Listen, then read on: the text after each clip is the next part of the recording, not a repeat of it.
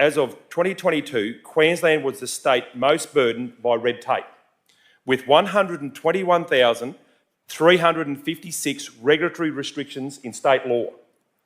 Delivering productivity growth is critical to delivering our commitments to ease cost of living pressures. There are a wide range of issues which need investigation by a newly formed Queensland Productivity Commission. The Institute of Public Affairs submitted to the committee that many regulations placed on industries in Queensland, particularly in the regions, are having dire economic and social impacts on the communities which rely on them. It said, and I quote, "These regulations are often imposed on the basis of fundings or assertions put forward by scientific institutions that lack quality assurance and scientific integrity.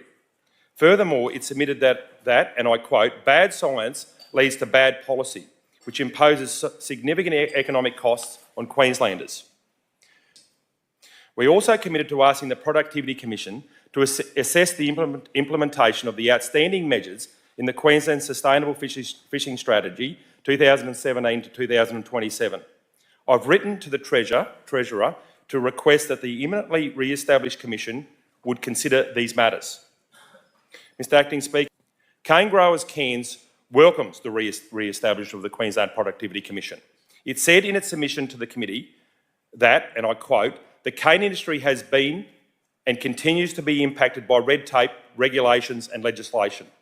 This has been extremely frustrating to sugar producers in our region, particularly when much of this is to be replicated and supported by evidence-based science. Over the past decade, we have seen advancements in the sciences, with productivity, profitability and environmental stewardship remaining front and foremost. We see now as the ideal time to back things up with evidence-based science overseen by an independent statutory." Mr Acting Speaker, productivity underwrites prosperity, and we must return it to Queensland to drive down costs across industry and around the kitchen table. And critically, it funds the revenue required to administer key government services. The Institute of Public Affairs submitted to the committee that as of 2022, Queensland was the state most burdened by red tape, with 121,356 regulatory restrictions in state law. Delivering productivity growth is critical to delivering our commitments to ease cost of living pressures, delivering high-quality public services with better outcomes, building the infrastructure and housing we need, and identifying opportunities to slash red tape and reduce unnecessary regulation.